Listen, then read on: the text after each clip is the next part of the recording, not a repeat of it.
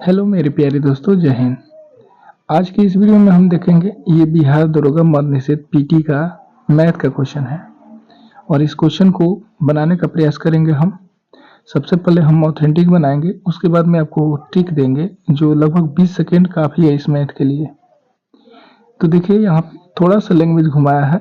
एक दुकानदार को अपने माल पर क्रय मूल्य से कितना अधिक प्रतिशत अंकित करना चाहिए ताकि अंकित मूल्य पर 20% का छूट देने के बाद भी 20% का लाभ हो।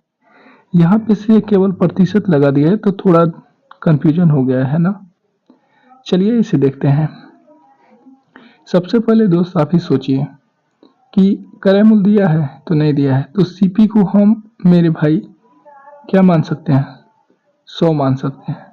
अगर आपको 20% का लाभ चाहिए, अगर आपने सीपी 100 माना है, 20% का लाभ चाहिए, तो एसपी कितना हो जाएगा, तो आपका आइएगा 120 रुपया। ठीक है मेरे भाई। अगर आपने क्रय मूल्य 100 माना है तो आपको 20% का लाभ चाहिए, तो ये 120 रुपया हो जाएगा। तो ये क्या आया है, विक्रय मूल्य आया है। तो मेरे प्यारे दोस्त, अब आपको अंकित मूल्य चाहिए। क्या चाहिए, अंकित मूल्य, और अंकित मूल्य ही पता करना है। तो अंकित मूल्य को x मान लीजिए। अब मेरे भाई अंकित मूल्य, और आपको पता है कि 20% का छूट भी आपको देना है। क्या देना है, 20% का छूट भी देना है। तो 80 बटा क्या हो जाएगा मेरे प्यारे दोस्त, 100, और इसके बराबर 120 होगा ना। क्यों, क्योंकि आपको इतना परसेंट का छूट देने के बाद ही, देखिएगा मेरे दोस्त, यहाँ पे 20% का छूट देने के बाद ही तो आपको 120 प्राप्त होता है। अब इसे काटेंगे हम, क्या करेंगे दोस्त, काटेंगे। तो ये काटेंगे तो 20 चौका 80, 20 पच्चीस 100, और 4 से 4 3 12, 30 बार में गिर। तो यहाँ पे हमारा जो x का मान आ गया, x क्या हमने माना है, अंकित मूल्य। तो अंकित मूल्य हमारा क्या आ गया, अंकित मूल्य हम लिख सकते हैं अंकित मूल्य। तो अंकित मूल्य हमारा 150 रुपया हो गया। ठीक है। अब यहाँ पे क्या पूछा है, यहाँ पे कितना अधिक किया जाए। तो देखिए आपने सीपी कितना माना था, 100, और अंकित मूल्य आपका निकल गया कितना, 150 रुपया।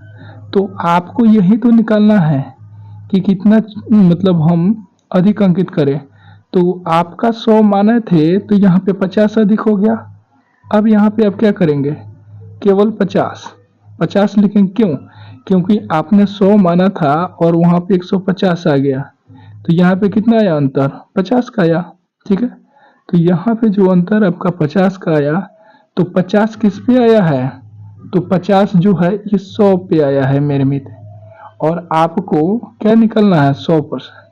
तो 100 से गुना कर दिया, 100 से 100, यानी इसका 50% अगर आप अधिक अंकित करेंगे तो 20% का लाभ होगा, 20% छूट देने के बाद।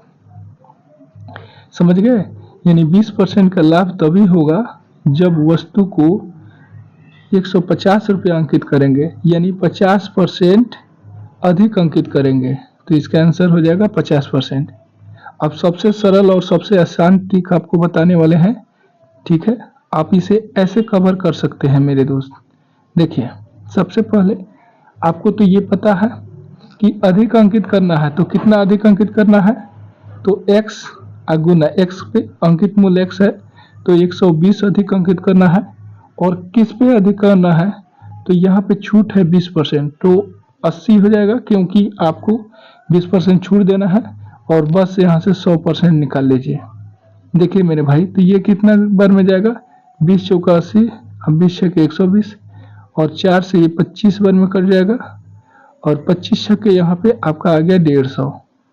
अब आपने 100% माना था, तो 100 से जितना अधिक है, कितना अधिक है, 25%, तो 50%, तो इसका आंसर 50% आंसर हो जाएगा।